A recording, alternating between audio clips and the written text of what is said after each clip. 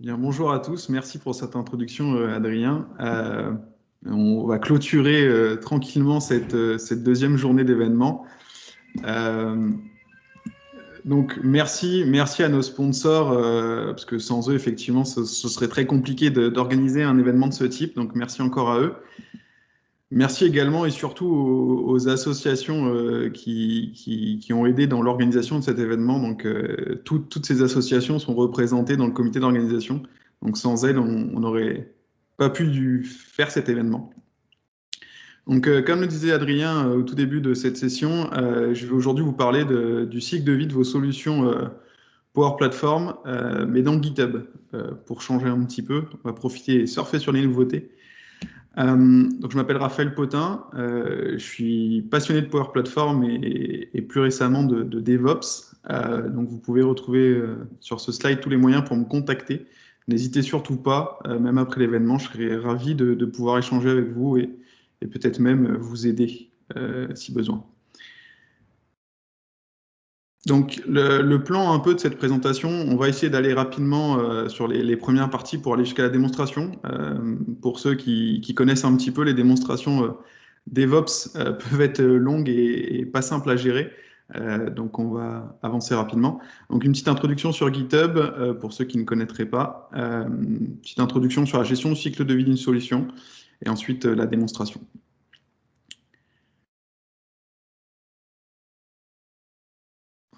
Donc ici, vous voyez Octocat, donc la mascotte de GitHub.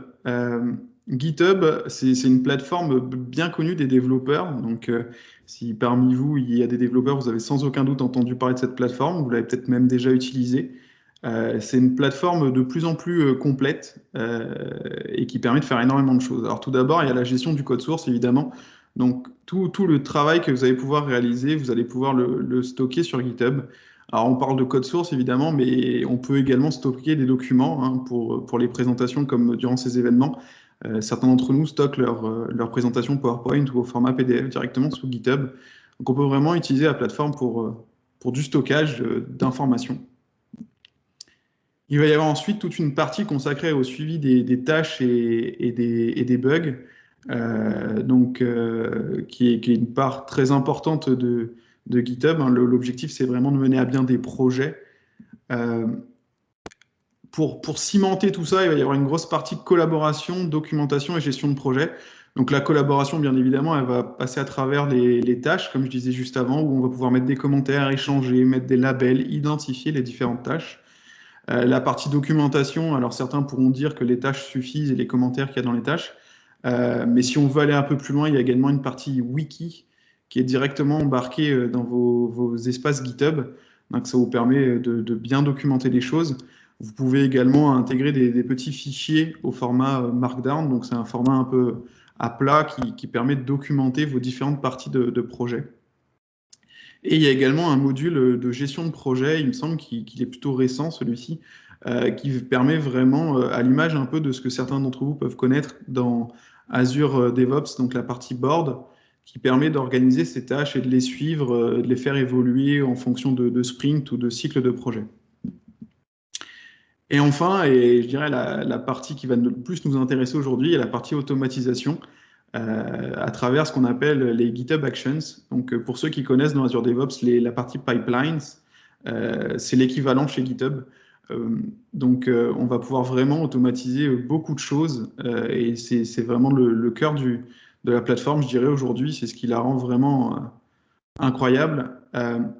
Et je vais mettre derrière la partie automatisation aussi la partie sécurité qui devient très importante sur la plateforme GitHub avec des bots qui scannent vos espaces projets, des bots GitHub et qui permettent de vous lever des alertes, bien évidemment si vous activez ce paramètre, sur des dépendances que vous pourriez avoir dans votre repository de GitHub ou de ce genre de choses. Donc c'est vraiment intéressant. Donc une plateforme très complète et qui permet vraiment aujourd'hui d'envisager de gérer ces projets aussi bien d'entreprise, mais aussi des projets open source, parce que c'est un peu le cœur de métier, on va dire, de la plateforme GitHub. Ça rend très pertinente pour ça, cette plateforme. Alors, la gestion du cycle de vie d'une solution. Hier, peut-être aujourd'hui encore pour certains d'entre vous, le déploiement d'une solution est une tâche, était ou est toujours une tâche manuelle. Donc avec un export de solution depuis un environnement source, on va dire, et un import de cette même solution qui est un fichier zip euh, sur l'environnement cible. Euh, on n'aura pas le temps, donc je ne vais pas rentrer dans ce débat de manager contre non manager. Il y a beaucoup de sujets sur Internet si vous voulez en discuter. Mais donc là, ce processus, on va dire manuel, qui était monnaie courante avant, peut pour moi toujours être pertinent dans certains cas aujourd'hui. Une équipe très restreinte, une ou deux personnes, il n'y a pas d'enjeu de risque au niveau des déploiements. Des scopes de projets très petits, une petite entreprise, il n'y a pas forcément de nécessité d'automatiser tout ça. Dans tous les autres cas, on va devoir investir un peu sur de l'automatisation. Donc, on va garder le même concept principal, donc exporter un package de solutions d'un environnement source et l'importer sur un environnement cible avec une plateforme au milieu. Donc là, dans mon slide, on voit GitHub, mais on pourrait très bien avoir Azure DevOps. Sans aucun doute, certains d'entre vous l'ont déjà vu comme ça. Et l'objectif de cette plateforme va être, en premier lieu, d'historiser les évolutions que vous allez apporter à vos solutions. Donc, ce qu'on pouvait avoir avant avec les fichiers zip, on pouvait comparer deux solutions, dézipper les fichiers, les comparer avec une solution, par exemple, comme WinMerge, mais c'était un processus manuel et c'est vraiment dans des cas très particuliers où on le faisait. Aujourd'hui, si on stocke nos solutions dans un repository comme GitHub, on va pouvoir voir au niveau d'un fichier exactement toutes les évolutions qu'il a eues au cours de son histoire. Et ça peut vraiment être une plus-value dans vos projets. Il va également y avoir la partie automatisation de beaucoup de tâches. Donc, j'espère que beaucoup d'entre vous sont au courant, mais il y a la partie Solution Checker qui va vous permettre d'utiliser un module standard Microsoft pour détecter d'éventuels problèmes au niveau de vos solutions. Automatiser les tests unitaires pour garantir la qualité de vos solutions, les vérifications de sécurité, l'analyse statique de code, toutes ces choses, vous allez pouvoir les automatiser sur des plateformes comme GitHub. Et le dernier point, on va considérer l'amélioration un peu de l'organisation de vos développements, garantir qu'un certain niveau de qualité de ce qui va être déployé et s'engager là-dessus. En automatisant ces tâches, on peut se permettre de faire ça. L'utilisation de branches, de pull requests, donc c'est des mécanismes qu'on va retrouver sur des plateformes comme GitHub ou Azure DevOps, vont permettre aussi d'assouplir le travail de vos équipes de développement ou de vos équipes projet. Donc, la stratégie de gestion de branches, pour moi aujourd'hui, je consacre pas mal de temps à regarder ce sujet. Je pense que c'est quand même quelque chose de très important. Il y a encore très longtemps, on pouvait travailler, on avait un espace où on déposait nos solutions qu'on unpackait, on va dire, qu'on mettait à plat dans un espace, donc par exemple un repository GitHub ou autre, dans l'optique de le stocker quelque part et d'utiliser ce mécanisme d'historisation et pouvoir comparer les fichiers. Il y a eu des évolutions là-dessus. On peut avoir ensuite une branche de développement sur laquelle on va faire tous nos développements, puis une branche de livraison sur laquelle on va stocker tout ce qui va être déployé en production. Multiplier les branches a une très grosse contrainte, c'est qu'il va falloir synchroniser tout ça. Aujourd'hui, il y a une stratégie de branche qu'on appelle la stratégie trunk, ou chez Microsoft, qu'ils appellent également la stratégie release flow, qui se concentre plutôt à déployer une branche, travailler dessus, et ensuite la ramener sur votre branche principale le plus rapidement possible. Ça évite d'avoir des synchronisations entre plusieurs branches. Donc, dans notre exemple, on va avoir, par exemple, on va avoir soit une user story si vous êtes en mode agile, soit une fonctionnalité que vous allez développer ou configurer dans votre application, que vous allez vouloir mettre en place. Dans ce cas-là, vous allez créer une branche dédiée à cette nouvelle feature et vous allez travailler. Donc là, les petites icônes Power Apps qu'on peut voir au niveau de la branche feature correspondent à des exports de la solution. Donc vous allez récupérer depuis votre environnement Power Apps des versions de solutions sur lesquelles vous êtes en train de travailler jusqu'à ce que vous soyez content du résultat. Vous avez fait vos tests sur votre environnement de développement, vous êtes content du résultat par rapport à votre fonctionnalité que vous êtes en train de mettre en place. Et donc, vous allez essayer de la ramener sur votre branche principale, qui est ici sur notre schéma, la branche main. Pour ça, vous allez utiliser le mécanisme qu'on appelle de pull request, qui va permettre de déclencher un certain nombre de validations automatisées, mais aussi manuelles. Donc, c'est-à-dire que vous allez avoir un approbateur, quelqu'un qui va regarder ce que vous avez fait, une autre personne de votre équipe, par exemple, et qui va apporter un regard extérieur et valider que tout est correct. On peut aussi imaginer une équipe QA, donc de testeurs, qui vont vérifier que ce que vous avez fait est correct. Et vous allez pouvoir reproduire ce schéma pour toutes les features. Donc, c'est vraiment une unité de travail, donc comme une user story en agile. Et à chaque fois que cette feature va être prête, vous allez la ramener sur votre branche principale main. L'idée est que sur cette branche principale main, il y ait toujours du contenu qui puisse être livré en production à n'importe quel moment. D'accord ? Au moment où vous allez être prêt à livrer le contenu de votre branche main en production, donc vous avez effectué certaines nouvelles fonctionnalités, vous avez préparé tout ça, vous allez créer une branche de livraison, et ensuite, à partir de cette branche de livraison, vous allez déclencher le mécanisme de livraison, donc l'import de la solution sur votre environnement de production. Donc ça, c'est un peu l'idée générale. Effectivement, on pourrait rentrer dans plus de détails. Je pourrais répondre à certaines questions sur ce schéma plus tard lors de la présentation, si vous le souhaitez. L'implémentation dans GitHub. Alors, c'est là où on va entrer dans le vif du sujet. Pour être transparent avec vous, initialement, lorsque j'ai commencé à préparer cette session, donc c'est la première fois que je la fais, j'avais envisagé une stratégie avec l'utilisation de GitHub en utilisant les GitHub Actions qui ont été mises en place par Microsoft pour la Power Platform, mais qui ne sont pas complètes, il n'y a pas tout dedans encore. En utilisant Azure DevOps pour tout ce qui manque, donc par exemple pour le Solution Checker, et donc en utilisant les deux plateformes pour arriver à combler tout mon besoin. Et en creusant un peu plus, je me suis rendu compte que si je travaillais fort, je pouvais tout faire dans GitHub. Donc c'est ce que j'ai essayé de faire. La première chose que je vais vous montrer, c'est la partie provisioning d'un environnement de développement. Ce qu'on va faire, c'est qu'au niveau de GitHub, on va assigner une tâche à quelqu'un. Ça va automatiquement créer une branche de développement dans GitHub, créer un environnement Power Platform de façon automatique, un environnement de développement, importer la solution qu'il y a dans notre repository GitHub et effectuer une petite notification au niveau de la tâche. Donc, à la fin, comme résultat, dans Power Apps, on aura un nouvel environnement de développement. La seconde étape, ça va être, une fois que j'aurai effectué mes modifications sur mon environnement de développement dans ma solution, je vais vouloir rapatrier tout ça dans mon repository GitHub. Donc là, ça va être un déclenchement manuel. Troisième étape, une fois que je serai satisfait de mon travail sur l'environnement de développement et donc du travail que j'aurai rapatrié sur GitHub, je vais créer une pull request dans l'optique de vérifier ce que j'ai fait, que ce que j'ai fait est correct. Donc typiquement, la seule chose que j'ai fait dans mon cas à moi, c'est que j'ai exécuté le solution checker sur ma solution. Et pour ça, je vais générer à la volée un environnement de build sur lequel je vais importer ma solution en non managé, puis je vais l'exporter en managé après avoir fait tourner le solution checker, et je vais détruire mon environnement de build. Donc tout ça à la volée avec les GitHub Actions.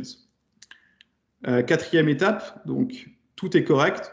Ce que je vais faire, c'est que je vais approuver ma pull request afin de la rapatrier sur ma branche main, donc ma branche de développement. Je vais la rapatrier sur ma branche main. Et ensuite, je vais déployer cette solution au format managé à partir de ma branche main sur mon environnement de test pour que les utilisateurs puissent le tester.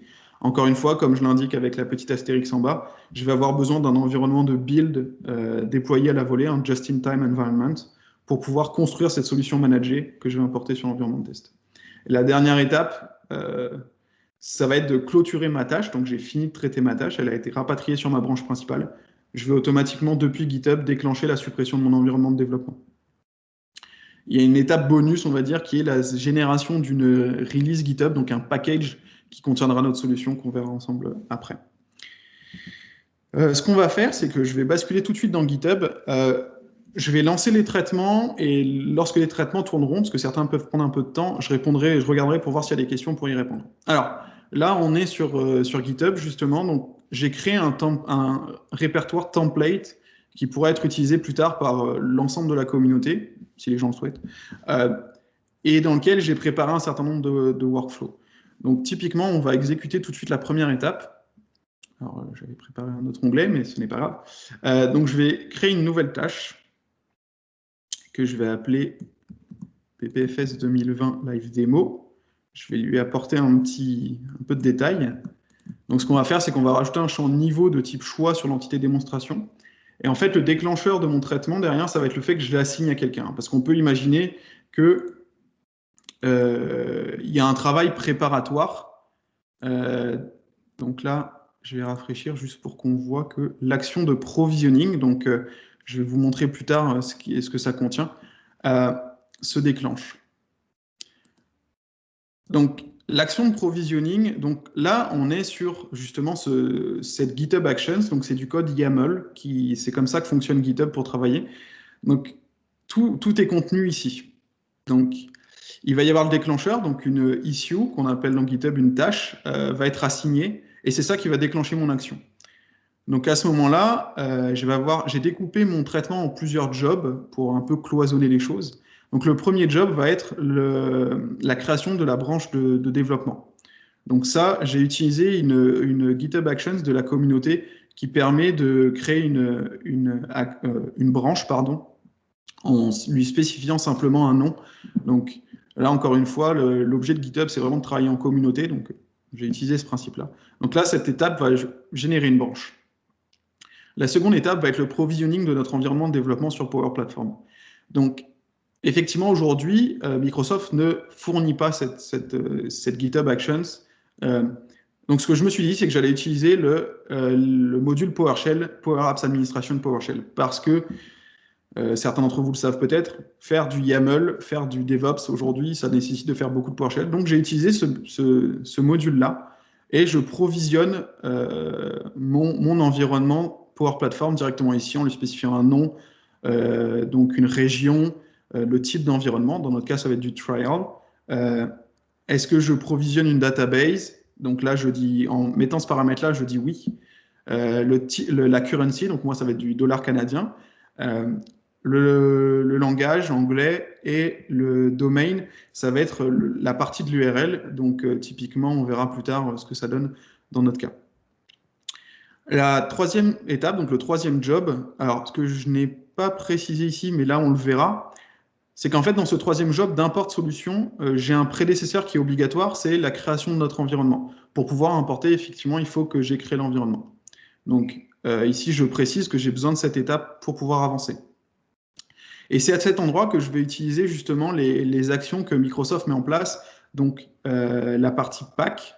Donc on va packager la solution qui est existante dans mon repository et ensuite on va l'importer. Ici, on a une étape d'attente. Pourquoi? Parce que lors de mes tests, je me suis rendu compte que GitHub Actions, c'était trop rapide pour Power Platform. Et donc, il se passe que les solutions standards Microsoft sont encore en train de s'importer lorsque j'arrive sur cette étape-là. Donc, je fais une temporisation de 60 secondes qui permet à Microsoft de correctement provisionner l'environnement. Et ensuite, dans un second temps, j'importe ma solution, qui, dans ce cas-là, est non managée. Je pense que ça se voit... c'est par défaut, il me semble. Ah non, c'est le pack, pardon. C'est ici au pack où je spécifie que c'est non managé et donc après je l'importe. Et la dernière étape, je vais venir mettre un commentaire au niveau de ma tâche GitHub. Donc là, on voit, on est totalement chanceux. Ce qui s'est passé, je suis très content, c'est que la solution de Language Provision de Microsoft n'était pas encore provisionnée quand mon environnement a été lancé. Donc là, je suis très déçu. Je vais quand même vous montrer sur la première étape. Alors, c'est une démonstration qu'on appelle sans filet. Hein. Là, il peut tout se passer grâce à Power Platform. Donc là, on voit la notification quand même au niveau de l'environnement. Et donc, si je clique ici, donc, on verra que l'environnement est quand même correctement provisionné. Alors, il n'y a pas d'application Dynamics, donc peut-être certains seront déstabilisés par l'aspect de la Model Driven App sur laquelle on va arriver. Mais en gros, il y a un format défini qui est dev, et je précise l'identifiant de mon issue. Ce qu'on peut voir sur le portail d'administration Power Platform, c'est que mon environnement de développement est correctement provisionné ici. Donc, c'est un environnement trial. Et ici, je vais pouvoir switcher. On va quand même essayer de poursuivre. Donc, normalement, si on regarde sur le pack, est-ce que... je vais essayer, je m'excuse, je vais prendre 2 secondes. Je ne vois pas la solution. OK. Bon, alors, ça c'est l'effet démo très triste. Est-ce que... Ça c'est une version managée. Je vais juste poursuivre. Je suis content, j'avais des vidéos. Donc je vais poursuivre avec les vidéos, je m'excuse. Si je les retrouve. Non, je ne les retrouve pas. OK, donc on va faire ça en improvisation. Donc ici, alors je peux faire ça rapidement. Je vais juste récupérer. Ça va être embêtant. Je m'excuse pour ce contretemps. Alors, on va avancer. Si je me remets sur mon slide, car je suis déstabilisé. Donc, il y a la partie export. Je vais vous présenter. Je vais vous présenter la GitHub Actions. Donc, en revenant ici. Donc, la partie export est beaucoup plus rapide. Donc, on utilise uniquement ici, donc c'est du manuel. Donc c'est pour ça qu'on va juste spécifier le numéro de la tâche sur laquelle on travaille, ce qui va nous permettre d'aller viser le bon environnement de développement et le nom de la solution que je spécifie par défaut dans mon cas, mais qu'on peut mettre à jour lorsqu'on déclenche le traitement. Et donc on va avoir un seul job dans cette GitHub Actions qui va utiliser l'Actions Who-Am-I de Microsoft juste pour vérifier que ma connexion est correcte à l'environnement. Ça me permet, si jamais tout de suite la connexion échoue, que le traitement s'arrête au lieu d'essayer d'exporter une solution. Ensuite, on va exporter la solution, la mettre à plat, donc l'éclater, et la pousser dans la branche. Donc, la méthode branche solution, c'est quelque chose qui est uniquement aujourd'hui disponible dans les GitHub Actions de Microsoft et qui n'existe pas dans Azure DevOps, donc dans le Power Platform Build Tools Extension. Donc, c'est quelque chose qui est vraiment intéressant parce que ça permet de viser une branche qui est dans votre répertoire pour pousser votre nouvelle version de solution.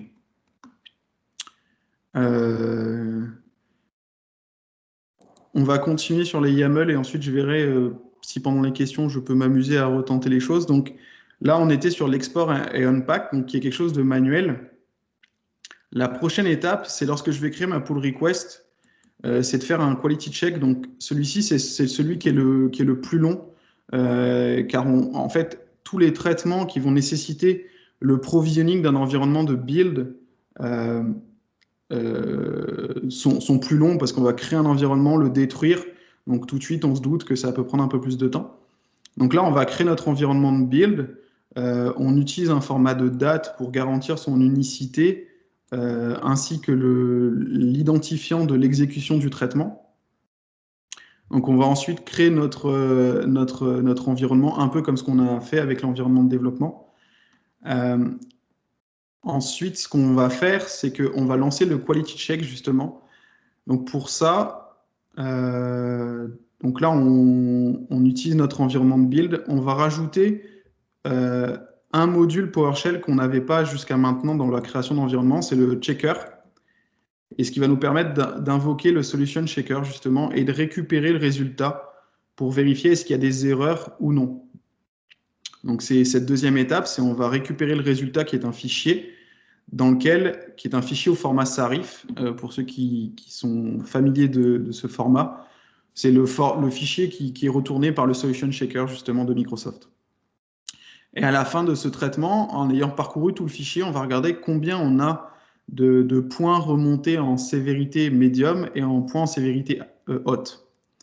Et en fonction du nombre de résultats, on va continuer ou non le traitement. C'est-à-dire que dans mon cas, je pense que j'ai mis le paramètre tout en haut. Non, il est au niveau du job. Excusez-moi, je le cherche. Ici. Donc, ici, je me suis mis deux paramètres. Donc, c'est un peu comme le mécanisme de solution shaker qu'on peut retrouver dans Azure DevOps qui permet d'arrêter un traitement s'il y a trop d'erreurs.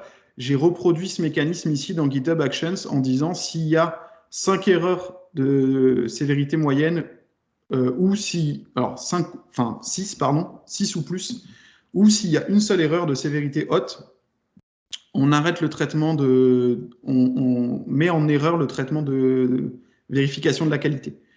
Donc, c'est à ce niveau-là où on va venir mettre en fonction du résultat. Si on est dans un cas trop d'erreurs remontées, on va aller mettre une information au niveau de la tâche sur laquelle la pull request sur laquelle on est en train de faire notre vérification de qualité. Et ensuite, on va sortir du traitement. Si par contre, on a continué notre travail, donc on va importer la solution sur l'environnement de build qu'on a généré précédemment et on va l'exporter au format managé. Et la dernière étape, donc, c'est la suppression de notre environnement de build. Dans mon cas, je fais uniquement cette étape pour vérifier que je suis bien en mesure d'importer la solution, qu'il n'y a pas d'erreur au niveau de l'import. L'étape suivante d'import de la solution sur l'environnement de test utilisateur.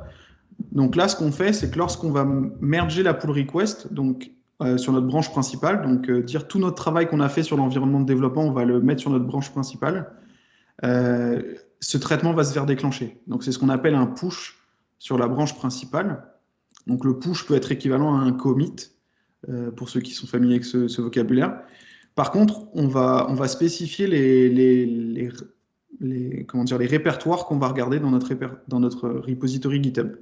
Donc tout ce qui est dans solution et qui va évoluer va déclencher ce traitement. Par contre, tout ce qui est dans mes GitHub Actions, que je modifie, le fichier licence open source ou mon fichier README qui me permet de décrire qu'est-ce qu'est mon projet, ne va pas déclencher le déploiement sur l'environnement de test utilisateur. Donc là, encore une fois, la génération de l'environnement de build, on est sur des choses un peu pareilles. L'import de la solution en non managé, puis l'export en managé, ici, donc on est sur les mêmes patterns, on va dire. Ça, c'est sur notre environnement de build qu'on l'a fait. Et la dernière étape, c'est sur notre environnement de test utilisateur qu'on va importer notre solution managée, qu'on récupère parce qu'on a stocké ça dans un espace dédié dans les artefacts GitHub. Et la dernière étape, on supprime notre environnement.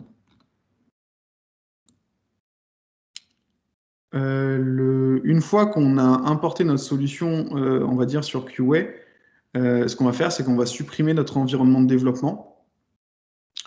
Donc là, j'ai spécifié si une tâche est clôturée ou supprimée. Donc j'ai géré les deux cas.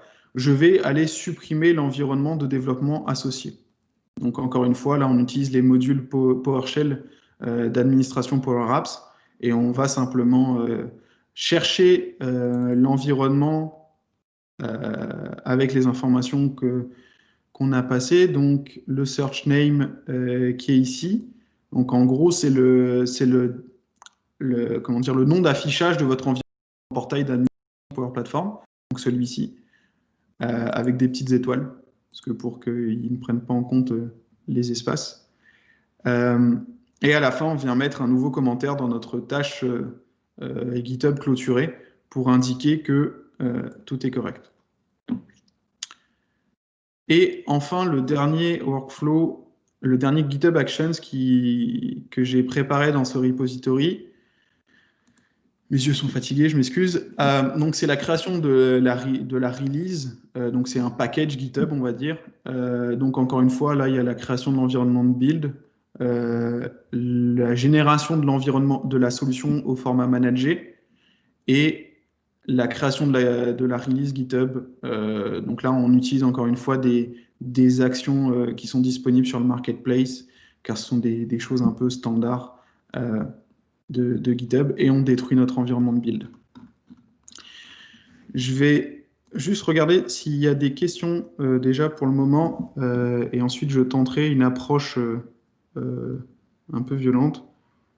Donc, il n'y a pas l'air d'avoir de questions. Ah si. Quel rôle d'administration minimum faut-il? Est-ce que la question concerne GitHub ou la question concerne Power Platform? Je pense que la question concerne plus Power Platform. Effectivement, donc c'est les mêmes droits que si on fait le processus manuel, on va dire. Donc, il faut être administrateur au niveau Power Platform. Alors, en fonction de la configuration de votre environnement Power Platform, vous devrez avoir le rôle administrateur Power Platform pour pouvoir créer l'environnement. Donc, tout ce que je fais là, les générations d'environnement à la volée, il faudra à minima être administrateur de la Power Platform sur votre tenant Microsoft. Et pour tout ce qui importe solution, il faut être administrateur, il faut avoir le rôle d'administrateur sur votre environnement en question. Donc globalement, si vous ne voulez pas avoir de soucis, c'est plus ça. Alors, je vais attendre d'autres questions et en parallèle, je vais tenter quelque chose que je n'ai pas encore tenté. Donc là, on voit qu'il y a notre environnement dev issue35 qui existe. Donc on va faire une nouvelle solution. Live. On va effectuer un publisher. Bon, on va prendre par défaut. À ne surtout pas faire, hein, prendre des publishers par défaut. Donc là, ce que je vais faire avec vous, je ne l'ai pas testé encore avec une nouvelle solution, donc on va de plus en plus sans filet. Donc une table, le changement de nom est un peu perturbant. Démo. On va laisser tout par défaut. L'idée, c'est juste d'avoir une solution sur laquelle on va pouvoir travailler. Donc, au lieu de partir d'une solution qui existe, on va partir d'une solution toute vierge. Donc là, on a créé notre entité dans notre solution Demo Live sur notre environnement 35. N'hésitez pas, si vous avez des questions, tant que les traitements tournent.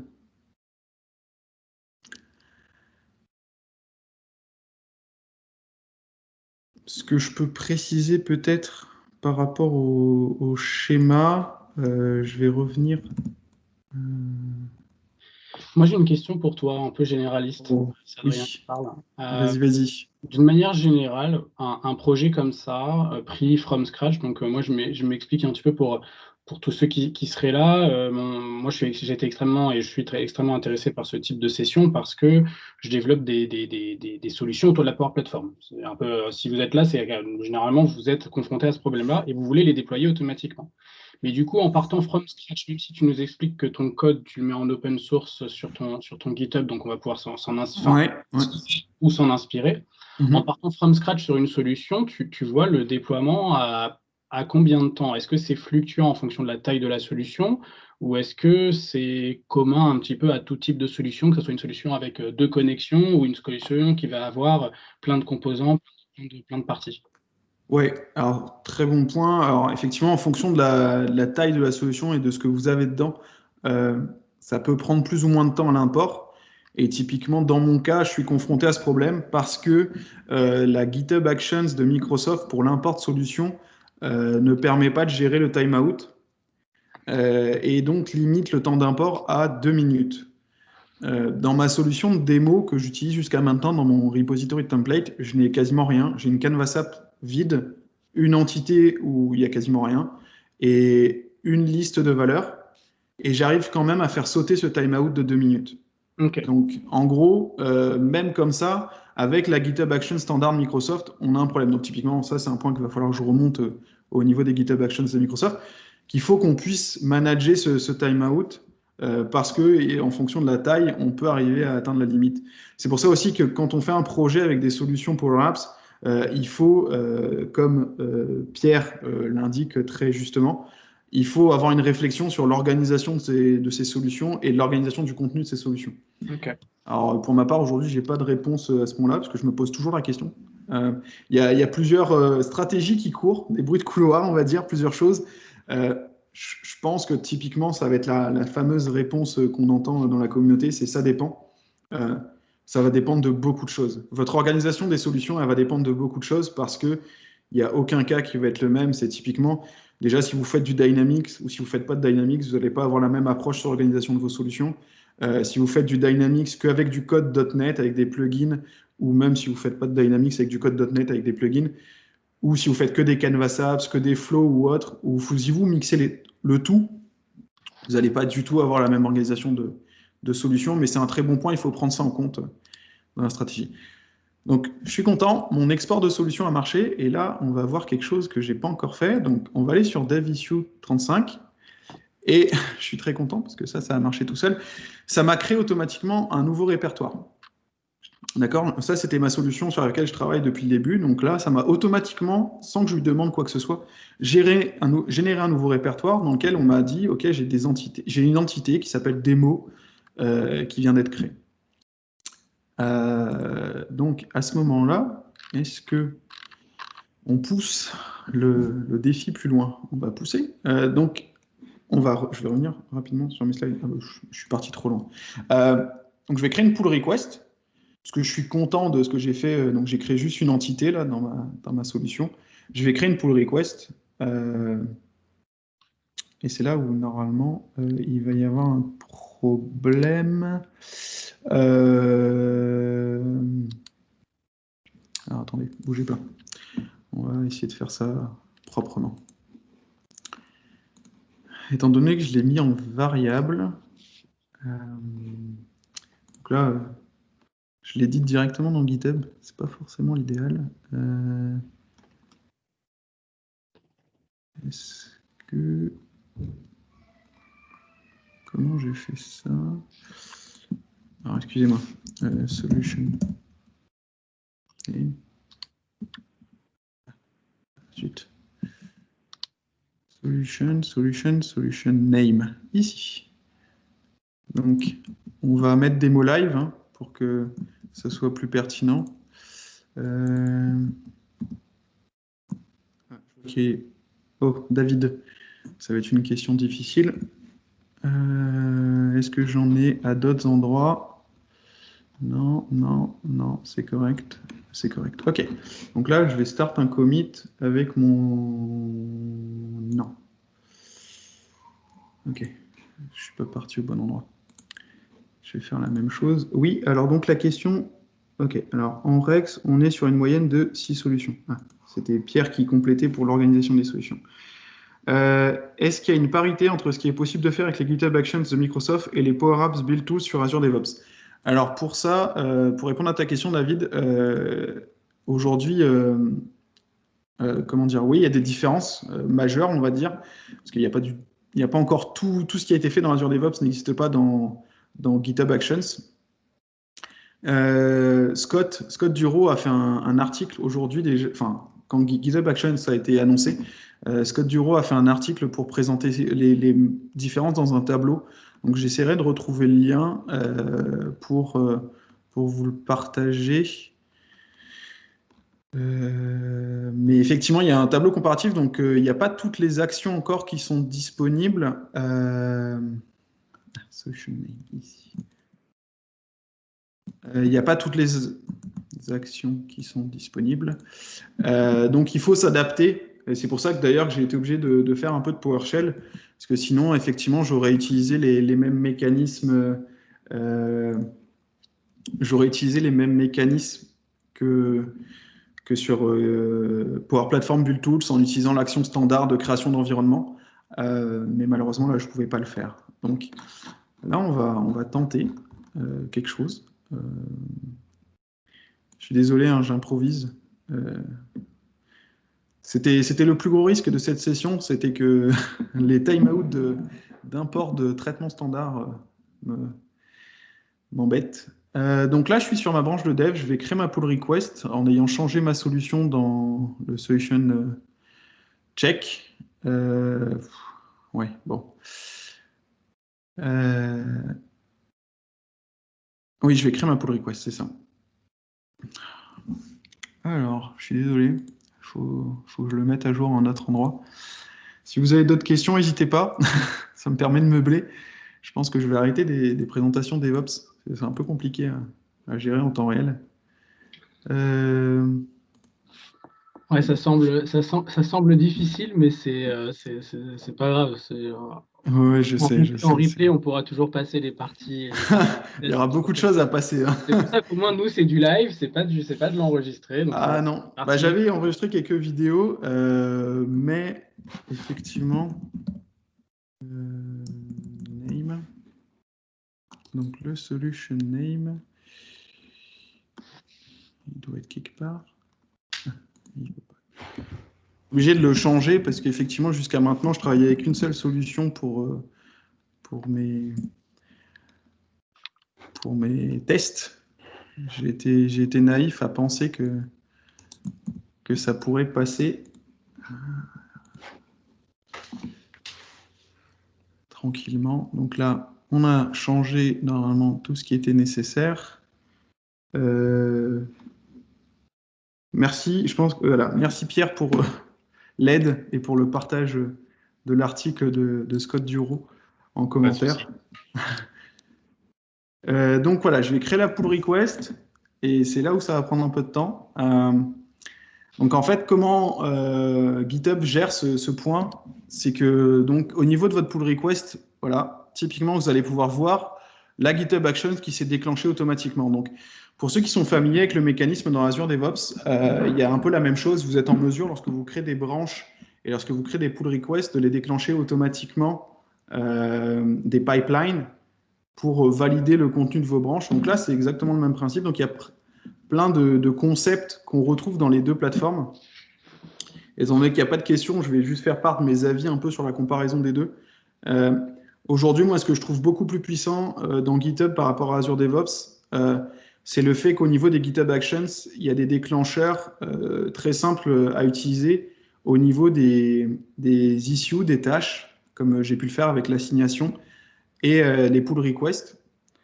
Aujourd'hui, dans Azure DevOps, à ma connaissance, c'est pas forcément simple lorsqu'on bouge une tâche dans un board DevOps ou autre de déclencher des pipelines ou même d'aller facilement mettre des commentaires dans une tâche Azure DevOps. Là, aujourd'hui, on peut faire ça avec GitHub Actions et c'est ça qui, pour moi, rend la plateforme vraiment intéressante.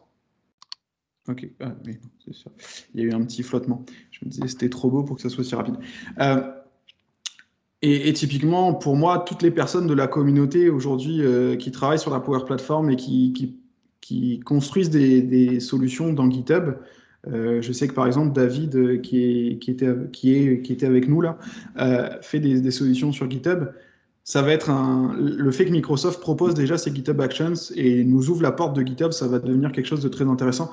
On va plus avoir besoin de passer par du Azure DevOps ou des exports manuels de solutions ou même des choses un peu plus alambiquées. On va pouvoir tout centraliser sur une seule plateforme. Tous nos projets open source qui sont liés comment dire, à la Power Platform vont pouvoir être centralisés sur GitHub. Et ça permet d'avoir une meilleure visibilité parce que je sais que j'avais initialisé des choses, par exemple des travaux où je stockais le code sur GitHub pour le mettre à disposition et j'avais des pipelines qui étaient dans Azure DevOps, mais ce n'est pas public. Là, sur un repository GitHub comme celui-là, quelqu'un qui veut se connecter, il va pouvoir consulter les exécutions des actions, voir ce qui se passe, et c'est totalement transparent et ça correspond vraiment à la mentalité open source. Super. Eh bien, écoute, un grand merci pour toutes ces infos. Je vais juste repasser sur le slide si tu me permets. Je vais juste avancer un petit peu. Hop, parce que j'avais juste un dernier slide, on va dire publicité, mais pas pour moi. Donc aujourd'hui, au niveau du Center of Excellence Starter Kit, ça a été communiqué doucement. Il y a Marc de chez Microsoft qui est donc dans l'équipe PowerCat qui a commencé un travail sur la partie pipelines. Donc pour l'instant, c'est uniquement sur Azure DevOps. Mais en gros, l'idée, c'est quelque chose à suivre de près parce que la partie DevOps va devenir de plus en plus importante, même pour Microsoft. L'idée, c'est vraiment de fournir à la communauté via le Center of Excellence Starter Kit une base pour pouvoir être utilisé sur vos projets à vous. Donc, que ce soit la gouvernance, parce que la partie DevOps rentre dans le cadre de la gouvernance, on va pouvoir le faire à ce niveau-là. Et on va pouvoir, dès qu'on va travailler sur un projet, aller hop, déployer les pipelines du Center of Excellence dans Azure DevOps et avancer comme ça. Et l'idée, je pense, dans un deuxième temps, parce que je suis en échange avec Marc, je pense le travail va être identique aussi sur la partie GitHub Actions. Donc, un conseil, suivez de près ce repository GitHub, parce qu'il y a des choses qui vont changer. Attention, ce n'est pas le repository, on va dire, le premier repository du Center of Excellence Starter Kit. C'est un nouveau repository GitHub. Donc suivez ça ici. Je pense que ça va être vraiment quelque chose d'important. Et merci à vous pour votre attention, votre soutien et votre gentillesse, malgré le fail, on va dire, de cette démonstration. Donc merci.